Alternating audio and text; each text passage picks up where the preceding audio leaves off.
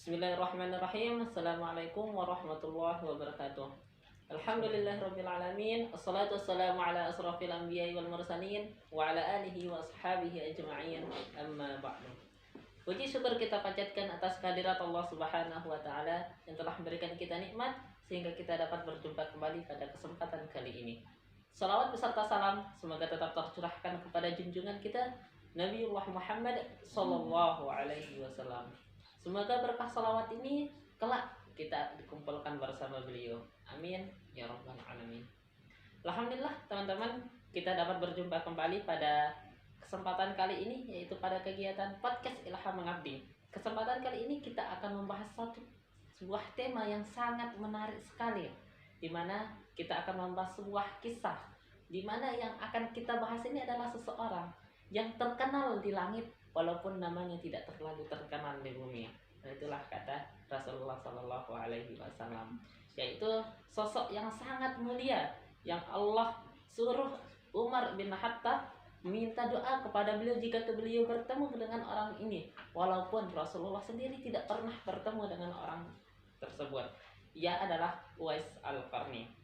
Nah, pada kesempatan kali ini untuk membahas sosok Uwais Al-Qarni, kita akan ditemani oleh salah satu pemateri kita yang sangat ganteng dan tentu ilmunya tidak kita ragukan lagi, yaitu Mas Yahya. Nah, oleh karena itu sebelum kita masuk ke materi, sebelum kita masuk ke Uwais Al-Qarni tersebut, kita ketahui terlebih dahulu apa sih manfaat kita mempelajari tentang kisah-kisah Islami. Nah, kita langsung saja ke pemateri kita, Mas Yahya. Nah, bagaimana nih? Apa manfaat kita mempelajari kisah-kisah Islami, Mas? Oke, baik.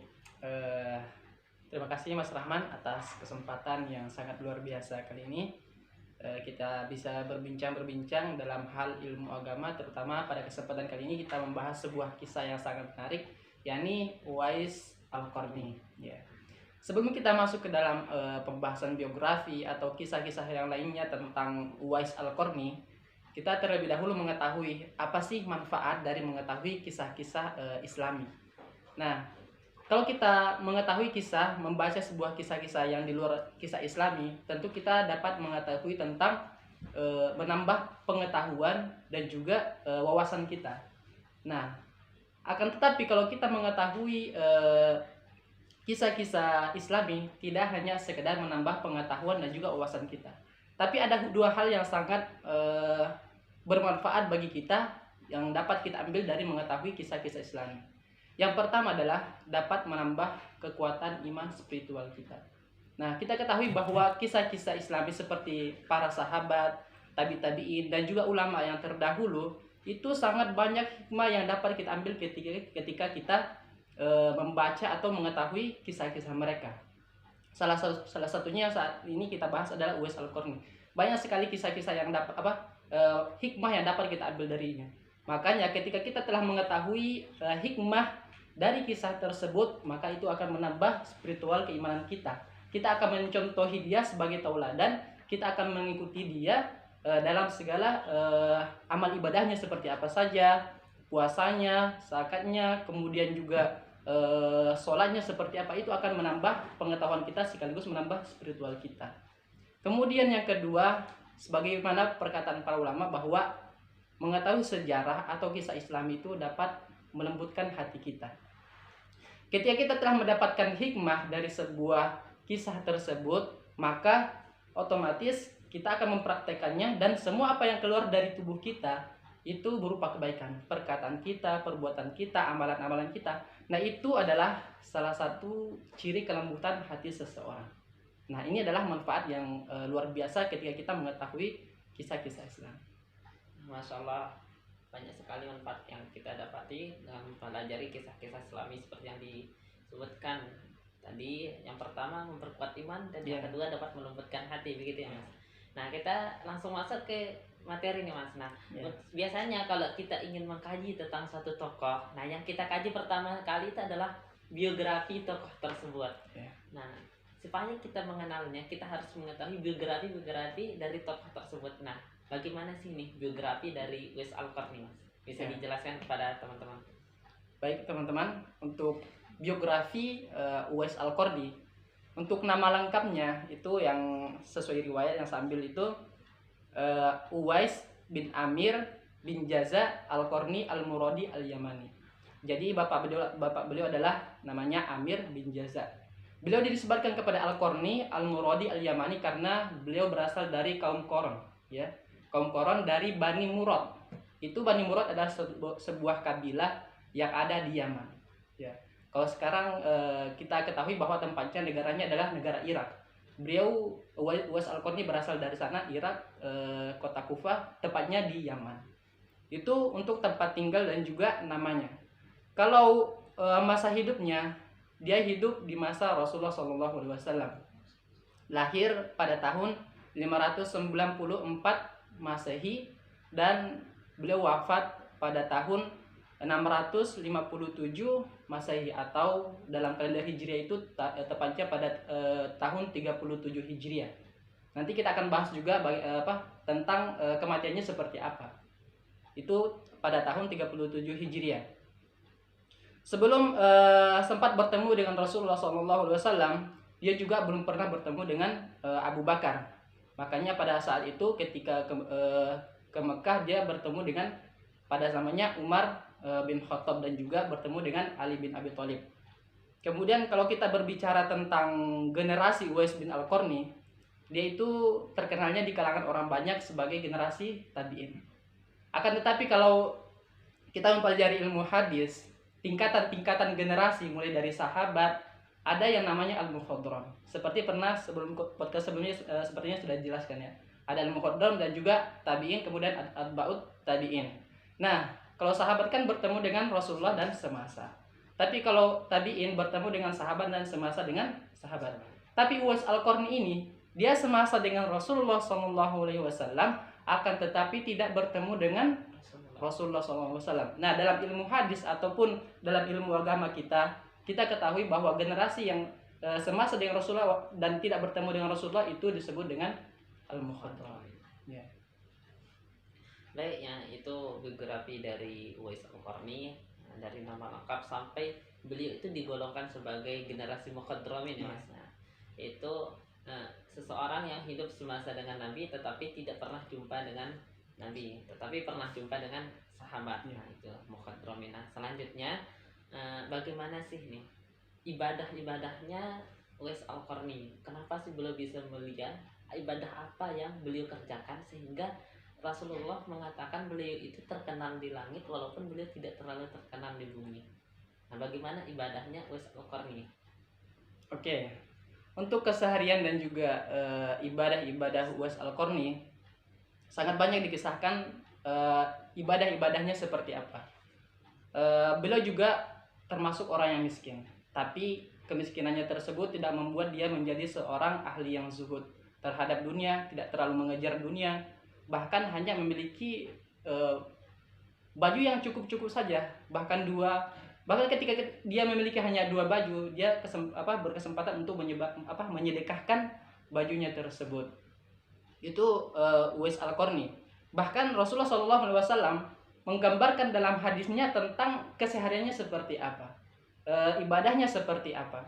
Dalam ini diriwayatkan dalam sebuah hadis, kalau tidak salah dalam riwayat Muslim, Rasulullah SAW bercerita tentang Uwais Al-Qarni. Hadisnya yang berbunyi artinya, sesungguhnya di antara umatku ada orang yang kelak tidak mendatangi masjid, tidak juga mendatangi musola, ya, untuk beribadah di masjid dan musola itu karena kekurangan bajunya. Dia kekurangan baju karena tidak meminta-minta kepada orang lain. Namanya adalah Uwais Al-Qarni. Nah, ini adalah gambaran dari Rasulullah SAW, walaupun Rasulullah itu belum pernah bertemu, akan tetapi dia sudah mengetahui keadaan Uwais Al-Qarni. Uwais Al-Qarni adalah orang yang miskin, zuhud, tidak pernah minta-minta kepada seseorang. Walaupun dia butuh, dia tidak minta-minta. Bahkan ketika dia memiliki kelebihan, dia hanya menyedekahkan apa yang ia punya tersebut. Kemudian ciri-cirinya juga Uwais Al-Qarni itu digambarkan dalam sebuah hadis bahwa dia itu orang yang memiliki mata kebiru-biruan, ya. Kemudian sedikit coklat dan juga kekuning-kuningan. Beliau juga memiliki penyakit yang namanya penyakit kusta ya kalau nggak salah, penyakit kusta. Akan tetapi itu tidak membuat dia menjadi seorang ahli yang ahli dalam ibadah. Ibadahnya begitu luar biasa. Bahkan dalam sebuah hadis juga diriwayatkan bagaimana sih ibadahnya Uwais Al-Qarni itu. Ibadahnya sangat banyak. Salah satunya adalah baktinya kepada orang tua. Nanti kita akan bahas. Akan tetapi dalam sebuah hadis juga diriwayatkan bahwa Uwais Al-Qarni itu ketika masuk ke dalam waktu sore, dia mengatakan bahwa ini adalah malam sujud.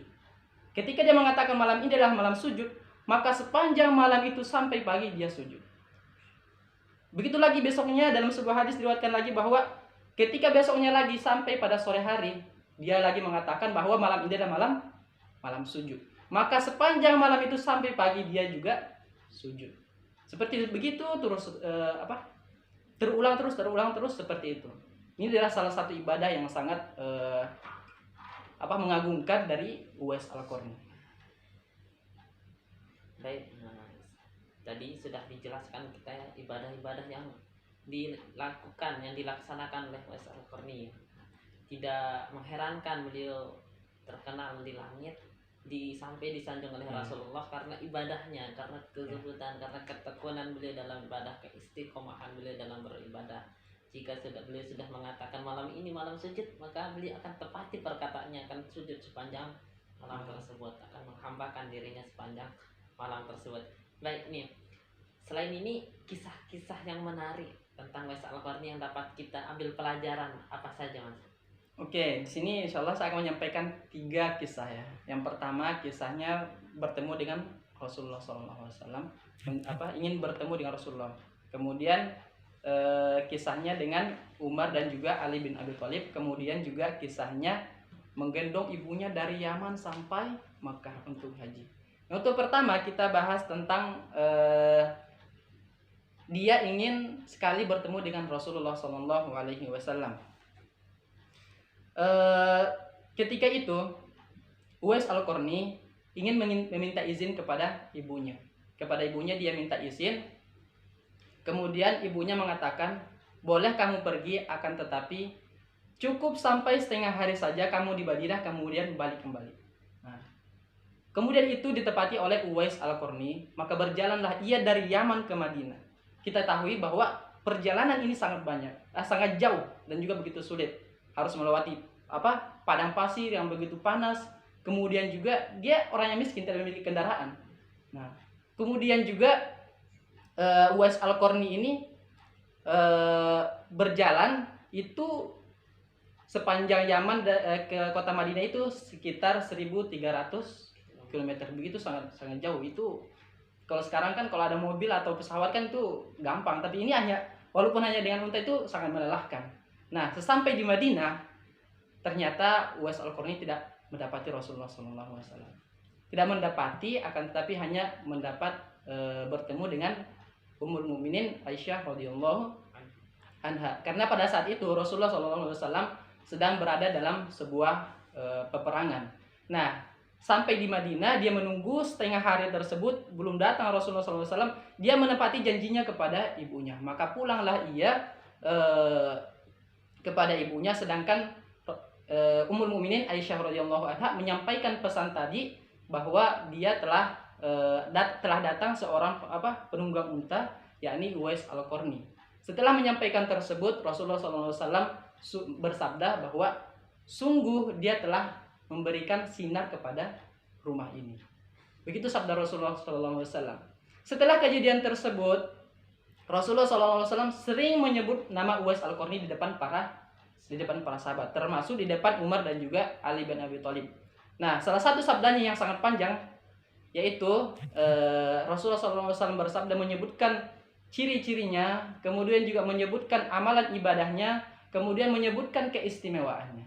Sabdanya yaitu yang pertama beliau sebutkan adalah mengenai ciri-cirinya. Ciri-cirinya seperti yang saya katakan tadi juga, matanya itu kebiru-biruan, sedikit coklat dan juga sedikit kuning. Kemudian ada juga bahunya agak lebar, itu ciri-ciri yang disebutkan Rasulullah. Kemudian juga posturnya agak tegak, jadi tidak bungkuk dan juga tidak terlalu ke belakang, tapi agak tegak. Kemudian dia juga berkulit hitam. karena saat itu bertemu dengan Umar itu doanya sudah dikabulkan dan penyakitnya sudah disembuhkan oleh Allah Subhanahu wa taala. Kemudian suka memposisikan, kata Rasulullah, suka memposisikan tangan kanan di atas tangan kiri. Jadi tangan kanannya di atas tangan kiri. Maksudnya apa? Dia adalah orang yang suka bersedekah. Walaupun dia hanya punya sedikit, dia sempatkan untuk bersedekah. Ya, walaupun dia punya dua baju, satunya dia sedekahkan. Walaupun dia orang yang miskin tidak punya, akan tetapi kalau ada kesempatan untuk bersedekah, dia sedekahkan. Kemudian sabda Rasulullah yang paling sangat terkenal yaitu dia itu tidak terkenal, akan tetapi terkenal di langit, di penduduk langit. Ya, karena apa? Karena ibadahnya yang begitu sangat luar biasa dan juga baktinya kepada ibunya begitu sangat mengagungkan dia. Kemudian di bahunya Rasulullah SAW bersabda, di bahunya ada tanda sedikit putih sebagai apa? Karena sebagai sisa dari penyakitnya disembuhkan oleh Allah Subhanahu wa taala, akan tetapi ada sisa sedikit sebagai tanda ketika ia bertemu dengan Umar dan juga Ali. Kemudian setelah menyampaikan semua itu, Rasulullah SAW menoleh kepada Umar dan juga kepada Ali. Menoleh, "Wahai Ali, wahai Umar, jika kalian berjumpa dengan Uwais Al-Qarni, maka mintakanlah ampun kepada Allah Subhanahu wa taala untuk diri kalian." Inilah keistimewaan yang dimiliki oleh Uwais Al-Qarni yang disebutkan Rasulullah SAW, bahwa dia mampu memberikan permohonan ampun kepada Allah Subhanahu wa taala. Artinya doanya adalah doa yang mustajab. Itu kisah yang kedua, Mas. Ya, ini kisah yang pertama. Kisah yang pertama. Ya. Kalau untuk kisah yang kedua, kita bahas tentang ketika Umar radhiyallahu anhu dan juga Imam Ali radhiyallahu anhu bertemu dengan Uwais Al-Qarni. Nah, setelah menyampaikan sabda Rasulullah SAW tersebut yang tadi kita ceritakan, Umar dan juga Ali ini berusaha untuk mencari Uwais Al-Qarni. Itu berlangsung selama kurang lebih 10 tahun. Dia menunggu-nunggu terus kehadiran Uwais Al-Qarni di mana. Bahkan berusaha untuk mencarinya. Bukan hanya menunggu tapi juga mencari. Nah, ini adalah sebuah keagungan para sahabat untuk sebuah kebaikan. Nah, suatu ketika ada segolongan haji dari Yaman menuju Mekah. Sesampai di Mekah, Umar langsung mengatakan kepada golongan tersebut, "Wahai sekalian golongan haji, adakah di antara kalian yang namanya Uwais Al-Qarni dari kaum Qaron Bani Murad?" Nah, ketika itu seorang orang tua yang memiliki jenggot yang panjang, dia menjawab pertanyaan Umar. "Wahai Umar, siapa yang kau maksud? Siapa Uwais yang kamu maksud?" "Kami bersama seorang Uwais, dia adalah keponakan anak paman saya. Dia adalah anak paman saya." Nah, kemudian Umar langsung menjawab, "Di mana dia?" Kemudian orang itu menjawab, "Dia adalah Uwais, akan tetapi dia tidak memiliki harta. Dia tidak memiliki apapun untuk dibanggakan. Bahkan perkaranya sangat jelek untuk diceritakan." Nah, Umar tidak menanggapi hal tersebut, langsung mengatakan, "Di mana dia sekarang? Di mana dia sekarang?" Kemudian orang itu menjawab, "Dia di tanah suci sekarang." Langsung Umar lagi bertanya lagi, "Tepatnya di mana dia?" Nah, ketika setelah itu orang tua itu menjawab, "Dia sedang berada di Arafah. Dia sedang mengembala unta-unta kami di sana." Kemudian bergegaslah Umar dan juga Ali bin Abi Thalib menunggangi untanya kemudian menuju Arafah. Sesampai di sana, Umar dan juga Ali langsung menjumpai dia dan juga mengucapkan salam. "Assalamualaikum warahmatullahi wabarakatuh." Dan pada saat itu Uwais Al-Qarni sedang dalam keadaan sholat. Nah, ketika setelah sholat baru dia menjawab salam Umar dan juga Ali. Setelah itu mengucapkan salam, Umar langsung bertanya kepada Uwais Al-Qarni, "Siapa dirimu? Siapa dirimu?" Uwais Al-Qarni menjawab, "Saya adalah hamba Allah." Kemudian Umar kembali menjawab, kami tahu bahwa semua orang yang ada di bumi ini adalah hamba Allah." Kemudian Uwais Al-Qarni kembali bertanya, "Siapa kalian?" Maksudnya apa tujuan kalian datang kemari? Kemudian Umar dan juga Ali bin Abi Thalib mengucapkan bahwa kami telah mendengar Rasulullah SAW bersabda, apabila kalian menemui Uwais Al-Qarni, maka mintakanlah ampun kepada Allah Subhanahu wa taala untuk diri kalian. Mendengar perihal tersebut, kemudian Uwais menjawab, siapa sebenarnya kalian? Kenapa kalian mengetahui perihal diriku? Nah, langsung Ali radhiyallahu anhu kemudian menjawab, ini adalah Amirul Mukminin Umar bin Khattab. Adapun saya sendiri adalah Ali bin Abi Thalib. Nah, ketika itu langsung terbengonglah Uwais Al-Qarni. Kemudian menjawab salam, kemudian menyampaikan salam kepada kedua orang tersebut, Umar dan juga Ali. Setelah kemudian itu Umar juga menyampaikan, apakah kamu mempunyai tanda di belakang bahumu bahwa kamu mempunyai tanda bekas penyakit? Kemudian dia Uwais memperlihatkan tanda tersebut, dan ternyata benar dia adalah Uwais Al-Qarni. Kemudian setelah itu Umar mencium kening saudaranya, yaitu Uwais Al-Qarni. Begitupun juga dengan Ali bin Abi Thalib. Setelah itu terjadi percakapan yang sangat panjang. Kemudian berlalulah sebuah percakapan tersebut, dan juga Umar meninggalkan tersebut menuju Mekah. Demikian juga Ali bin Abi Thalib. Kemudian Uwais Al-Qarni meninggalkan gembalaannya, kemudian pergi beribadah kepada Allah Subhanahu wa taala. Dan di situ Uwais Al-Qarni telah memintakan ampun kepada Allah Subhanahu wa taala untuk Umar dan juga Ali. Itu adalah kisah Umar dan Ali bin Abi Thalib bertemu dengan Uwais Al-Qarni.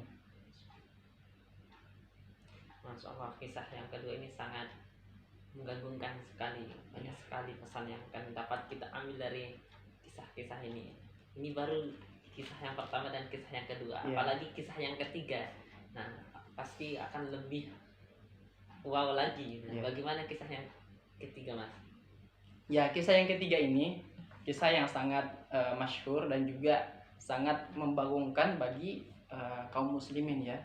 Karena ini begitu perihalnya perkara yang sangat besar ya. Ini bakti kepada orang tua. Nah, Uwais Al-Qarni ini adalah dia seorang yang soleh, berbakti kepada orang tuanya. Padahal orang tuanya itu sudah lumpuh. Bahkan juga dikatakan dalam sebuah riwayat bahwa dia adalah orang yang buta. Dia juga sudah tua. Nah, suatu ketika ibunya menginginkan sesuatu, terbenak dalam hatinya, kemudian mengatakan kepada Uwais Al-Qarni, wahai anakku, mungkin aku tidak lama lagi bersama denganmu, maka ikhtiarkanlah agar aku bisa menunaikan haji kepada Baitullah. Nah, kemudian Uwais Al-Qarni tercengung mendengar perkataan tersebut. Dia tercengung dan juga memikir, dia ini orang yang tidak punya kekayaan yang sangat banyak, hartanya juga pas-pasan, ya, hartanya sangat pas-pasan. Dia tidak memiliki harta yang bisa dibanggakan.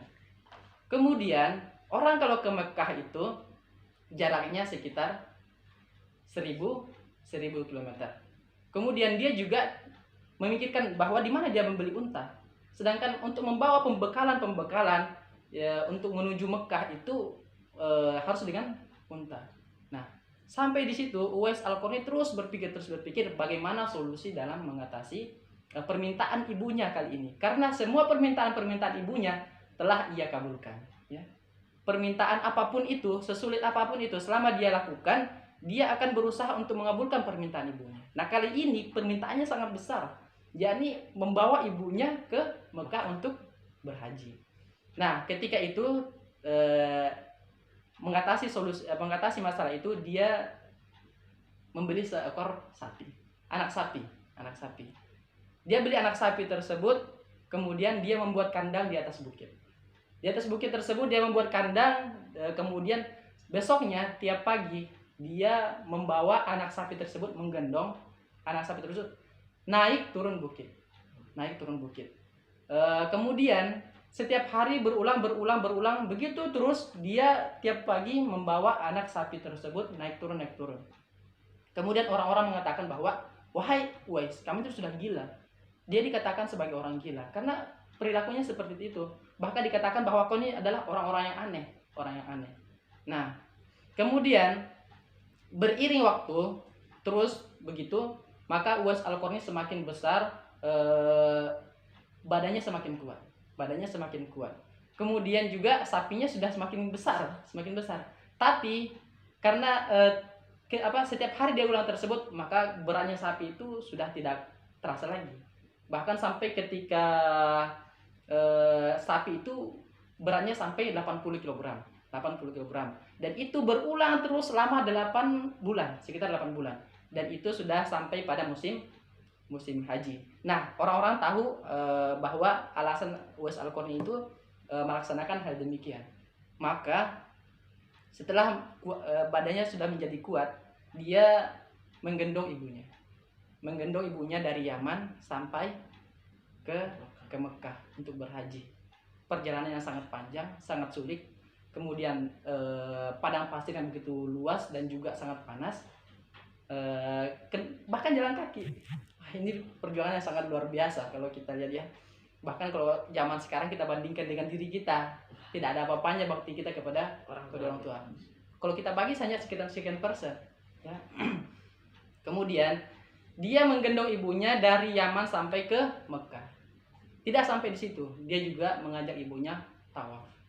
Kemudian setelah tawaf, beliau menghadap ke Mekah, ke Ka'bah bersama ibunya. Ibunya meneteskan air mata di depan Ka'bah, ya. Meneteskan air mata. Kemudian Uwais Al-Qarni malah berdoa, ya Allah, ampunilah dosa-dosa ibu. Kemudian ibunya menimpali, wahai Uwais, bagaimana dengan dosa-dosamu? Kenapa engkau meminta ampunan kepadaku? Bagaimana dengan dosa-dosamu? Maka Uwais Al-Qarni menjawab bahwa dengan terampuninya dosa-dosa ibu, maka ibu akan masuk ke dalam surga. Kalau ibu sudah masuk ke dalam surga, cukuplah bagi aku ridho ibu akan membawa aku ke dalam surga. Masya Allah, luar biasa. Seperti itu perjuangan Uwais Al-Qarni bisa membawa ibunya ke Mekah untuk naik haji. Begitu juga kisah yang sangat mengharumkan ketika di Mekah ibunya meneteskan air mata berhadapan dengan Ka'bah. Dan begitulah Uwais Al-Qarni sebagai pemuda yang sangat berbakti kepada ibunya. Masya Allah, kisah Uwais Al-Qarni yang berbakti kepada orang tuanya. Di saat sekarang ini banyak sekali kita ketika orang tua kita sudah tua renta, seakan-akan kita ketika orang tua kita sudah tua, kita menunggu kematian orang tua kita. Sedangkan Uwais Al-Qarni ketika orang tuanya sudah tua renta, ia merawat orang tuanya seakan-akan orang tuanya akan hidup selamanya. Bahkan untuk menepati keinginan terakhir ibunya, beliau berlatih sekuat tenaga supaya bisa mewujudkan impian dari ibunya tersebut. Masya Allah. Nah, kita sudah membahas kisah-kisah dari Uwais Al-Qarni. Lalu bagaimana nih akhir hayatnya dari Uwais Al-Qarni tersebut? Ya, untuk akhir hayat Uwais Al-Qarni ini juga sangat menarik sih. Dia wafat sebagai seorang syuhada. Ya, sebagai seorang syuhada pada tahun 37 Hijriah. Dia ikut serta dalam perang Siffin. Perang Siffin itu pertarungan antara kelompok Muawiyah dan juga kelompok Ali bin Abi Thalib. Sebelumnya terjadi perang Jamal. Kemudian setahun setelahnya itu terjadilah perang Siffin. Itu 37 Hijriah. Dia mati di dalamnya, meninggal di dalamnya sebagai syuhada. Ya. Seperti itu akhir hayatnya. Dia sebagai seorang syuhada. Bahkan sampai akhir hayat beliau pun sebagai seorang syuhada. Masya Allah. Nah, kita sudah belajar nih kisah dari biografi sampai kisah-kisah yang sangat mengharukan yang banyak sekali manfaat kita ambil. Nah, ini untuk closing statementnya. Apa pesan yang dapat kita ambil dari kehidupan Uwais Al-Qarni? pesannya dapat kita ambil dari Uwais Al-Qarni sangat banyak ya. Akan tapi kalau kita singkat, bahwa beliau adalah orang yang zuhud, tidak terlalu memikirkan dunia. Dia hanya memikirkan akhirat bagaimana kehidupan akhirat yang akan datang. Itu yang pertama. Dia adalah seorang yang zuhud, tidak terlalu terpesona dengan dunia. Kemudian yang kedua, ibadahnya dia adalah orang yang ahli dalam ibadah. Seperti yang kita ceritakan tadi, bahwa dia adalah orang yang apabila malam telah tiba dia sujud sampai pagi. Itu adalah sebuah ibadah yang sangat luar biasa. Tidak ada, jarang atau kita mungkin tidak tahu, tapi sangat jarang kalau kita temui orang seperti itu di zaman sekarang. Kemudian dia juga seorang yang berbakti kepada ibunya. Baktinya begitu luar biasa. Ini menjadi sebuah pelajaran bagi kita semua, untuk walaupun kita tidak bisa menyamai Uwais Al-Qarni, setidaknya kita bisa mengikuti jejaknya, yaitu menjadi orang yang berbakti kepada orang tua. Kemudian dia pernah menyampaikan sebuah pesan kepada Harim bin Hayyan, ya, ini seorang sahabat dia, Harim bin Hayyan, kalau tidak salah namanya Harim bin Hayyan. Dia berpesan kepadanya, pesannya seperti ini: Adam telah meninggal dunia, Hawa telah meninggal, Ibrahim kekasih Allah telah meninggal dunia, Musa telah meninggal dunia, Isa telah meninggal dunia, kemudian Muhammad Rasulullah SAW telah meninggal dunia, dan Abu Bakar telah meninggal dunia. Maka ingatlah setiap kematian. Ingatlah kematian walau sekejap mata pun, jangan kau lupakan kematian. Ya. Ini menandakan bahwa Uwais Al-Qarni adalah orang yang sangat mempersiapkan bekal untuk menghadapi kematian. Ini adalah pesan yang sangat penting. Baik teman-teman, itulah kisah dari Uwais Al-Qarni. Sangat banyak sekali pesan yang dapat kita petik dari kisah-kisah dari Uwais Al-Qarni tersebut.